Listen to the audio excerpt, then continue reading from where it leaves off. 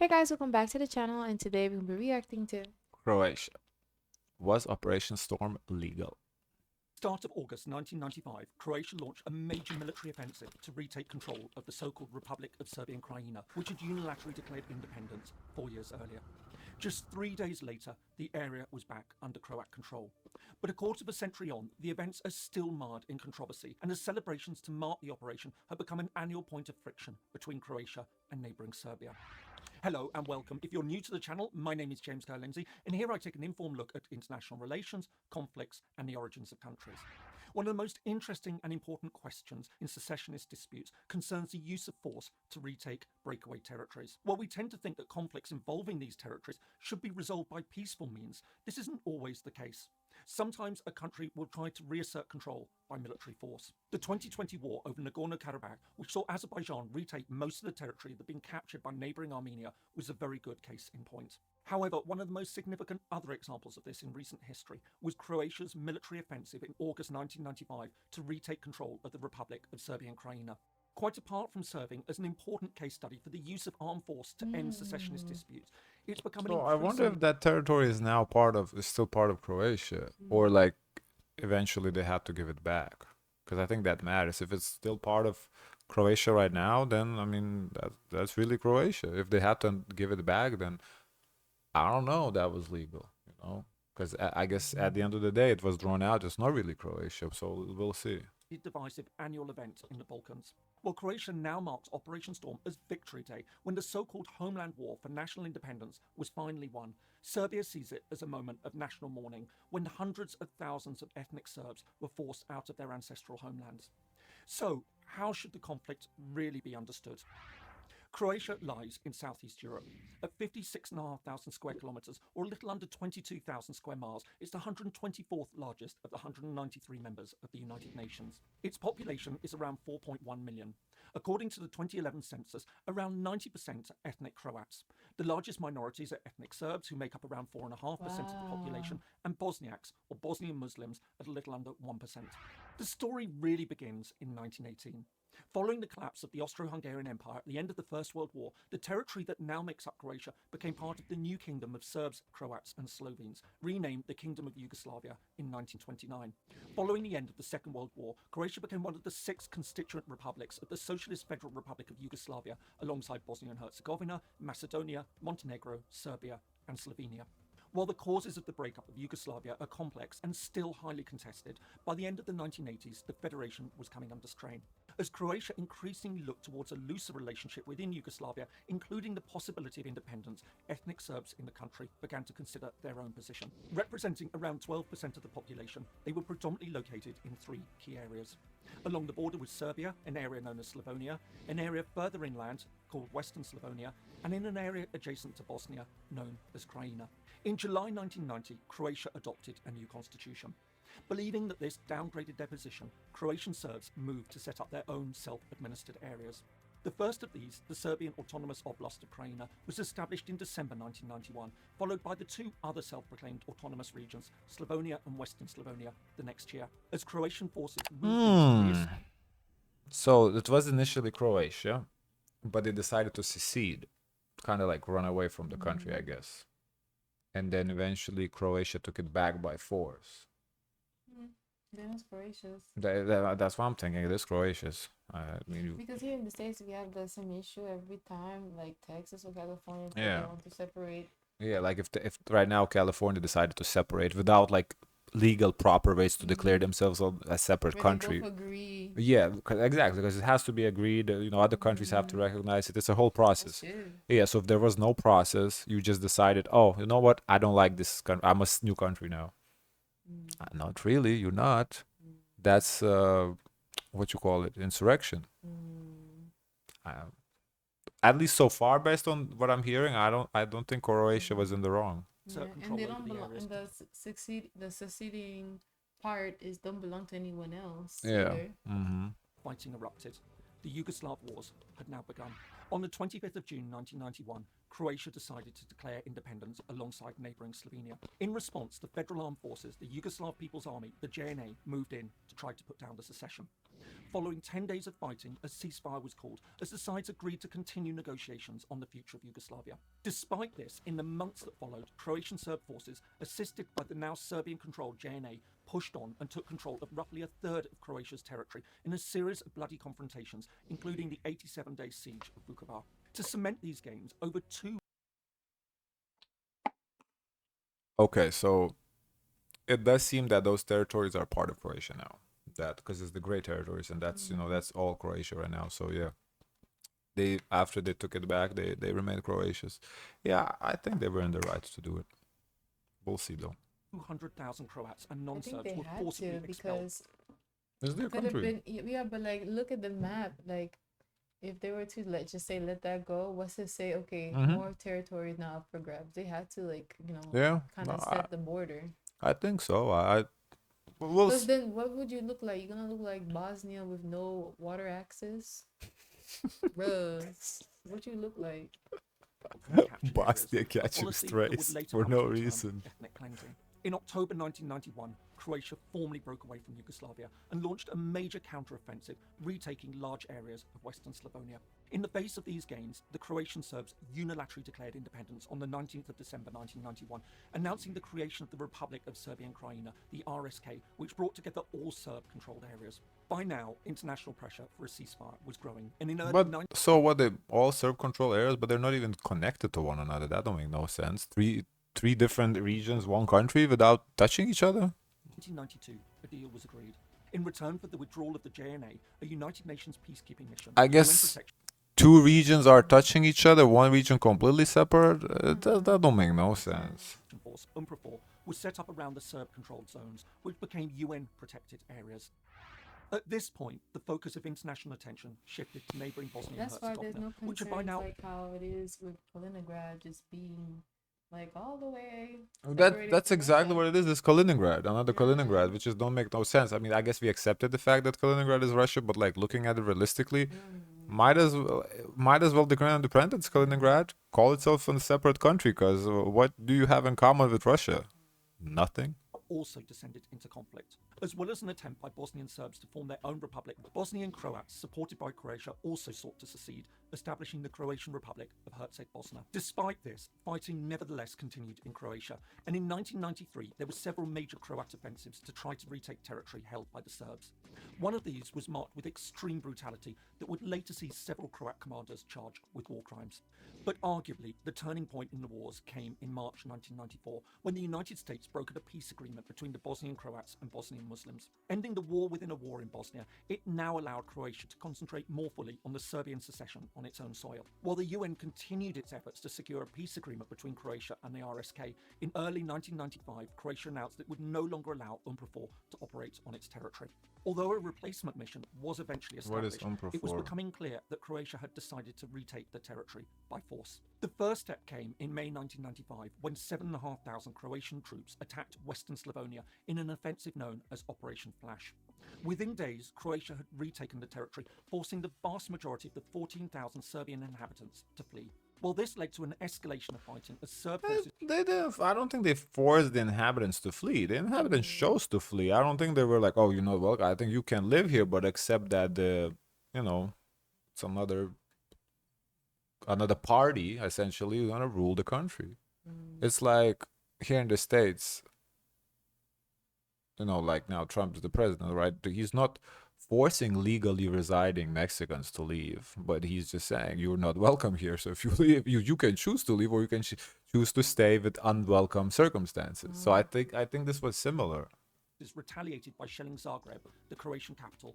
The Croatian Obviously, government now probably That's what interesting. probably way worse than we have, because we still like we're not at a war right now, but like still I think the idea is similar. They weren't like just kicked out, they were given an option. But look at like ICE. Like we're not at a war because they haven't like fought back.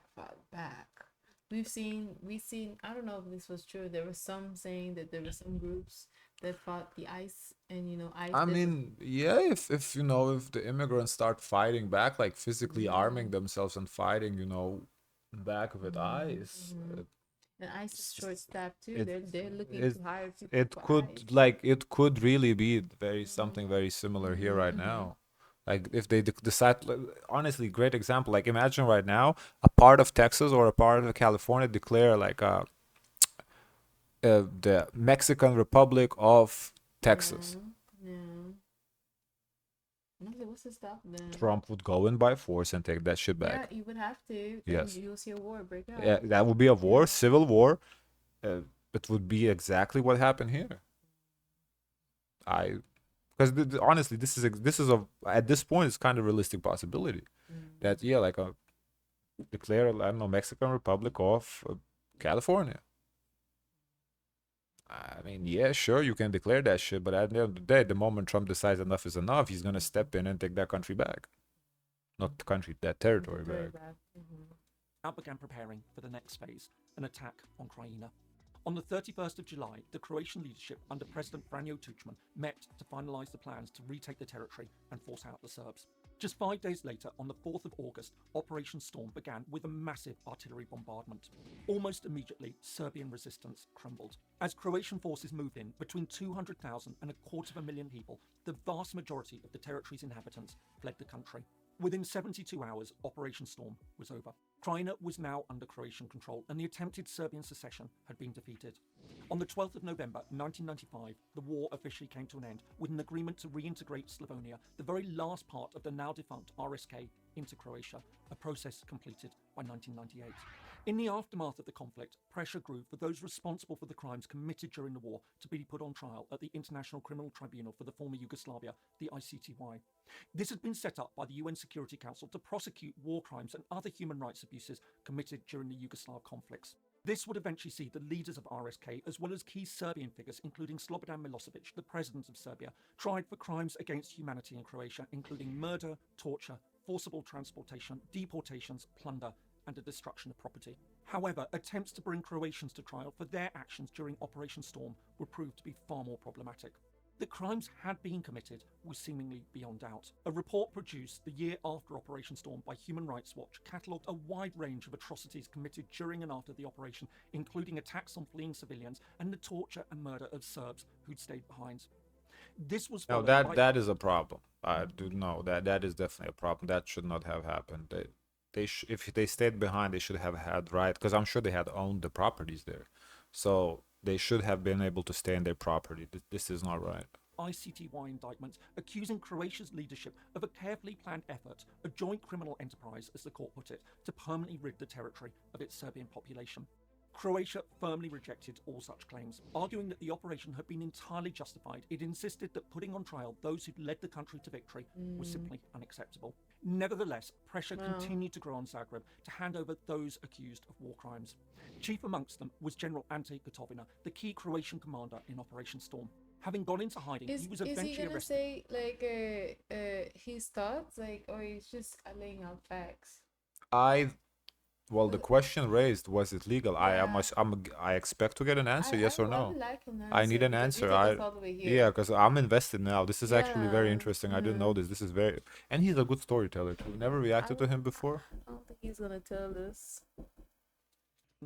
And transferred to the ICTY. In 2011, he was found guilty of war crimes and sentenced to 24 years in jail. However, the following year, he and another general were acquitted on appeal, a controversial split decision that rested on technical discussions about artillery fire. He returned to Croatia with a hero's welcome. But this wasn't quite the end of the story. In July 1999, It Croatia never launched a is. case against Serbia at the International Court of Justice, accusing it of genocide on its territory.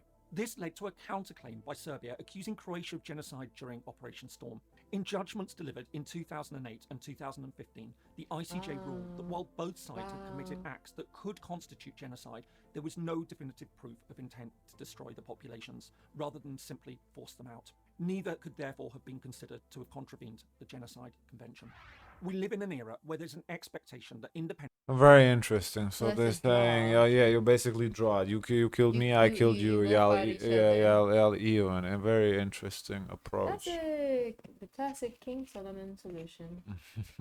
Very, very interesting. conflicts It's will fair. be I think resolved it's fair. peacefully through I mean, yeah, it is fair, unless and I don't know. I guess it depends how many people were like murdered or tortured or whatever in each case. If the numbers are similar, then yeah. But if like Serbs did way worse to Croats than Croats did to Serbs, I can see how one party would feel it's not fair, or like if it's reversed, it's But it could be, you know how sometimes the country that started it is the one that loses the most, but they will say, "Oh, but you yeah. tried to kill my This people, but you started it." yeah, this is very Because if very it was me, if complex. I was the one on the court, I would say, "Who started it? Who asking for it?" You know, Who was asking? Who was because no that? one was looking Who for you. was asking No for one it? was looking for you. No one was checking for you. So if you started it, you're gonna be the one to eat the cost. Negotiations. However, there are still occasions when states will resort to armed force to put down an attempt by a breakaway territory to secede. One of the most important examples of this is Croatia's Operation Storm in 1995. Even today, it's seen as providing a model for countries wishing to take back control of breakaway territories. Meanwhile, in the Balkans, the legacy of Operation Storm still looms large. I can While see how Serbia that sees victory day- rhetoric for Croatia, like the patriotism, like that feeling that they took back what they felt that was theirs and their patriotism.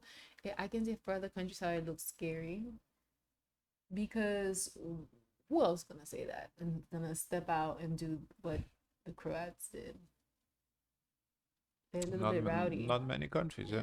As a provocative celebration of what is now widely accepted to have been an act of ethnic cleansing, it fails to acknowledge the ethnic cleansing that took place earlier in the conflict in Serb-held areas.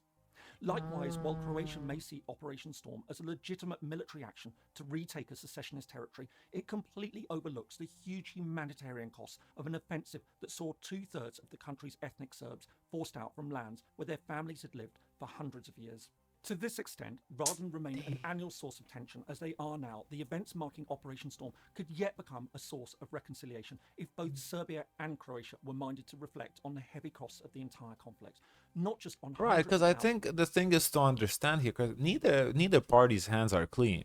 Not, like nobody's both saying that. bad. It just seems like Serbia is crying wolf a little bit, but they're not considering what they have done to Croats. So like Serbia can't be sitting here crying wolf and dismissing what Croats went through, what they did to Croats when they got the taste of their own medicine. Yeah. So you can't be hypocritical like that. Like I'm not saying what Croats did is right either. It's not right, but at the same time, that was done to them too before. And you gotta They didn't do that follow- out of nowhere. Like, as you said, who started it?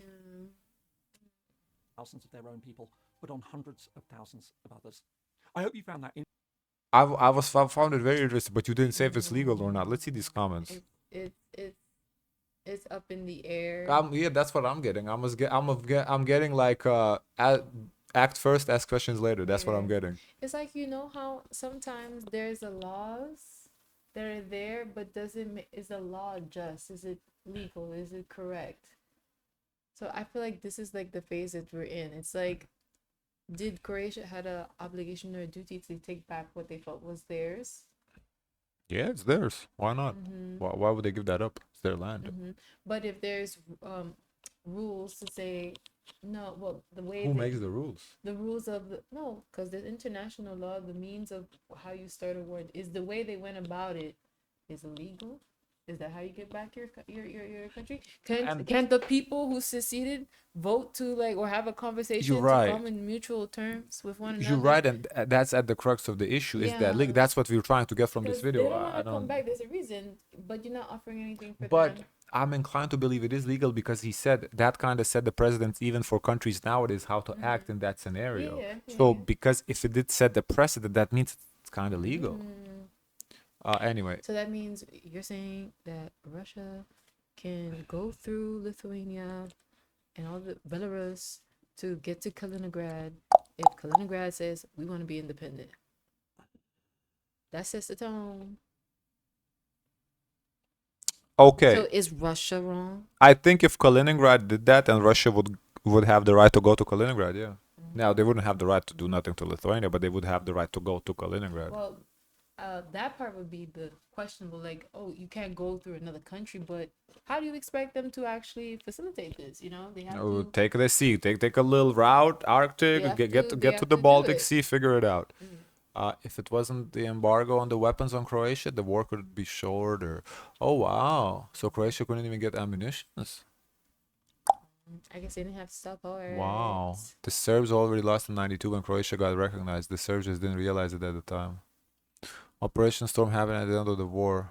In 3 days, Serb civilian population had lived through things that Croatian civilians were going through for 4 years. That's what I said. You didn't mention the most important thing. Plan Z4 and several other plans of Tudman UN that were supposed to end war peacefully, but Serbs didn't accept them. Any of them. A Z4 plan was right before Operation Storm. Z4 would give RSK greater autonomy inside Croatia, allow them to use Serbian language, have Serbian in schools, alphabets everywhere. The plan was accepted by Croatian parliament and president, but it wasn't accepted by the Serb. I'm so confused by this. So basically, Croats gave in, but Serbs like, nah, I want more. Because this is already giving in. That makes sense. Of course. This is already giving in. If you give me an inch, I'm gonna take a That's what they wanted. And can you blame them?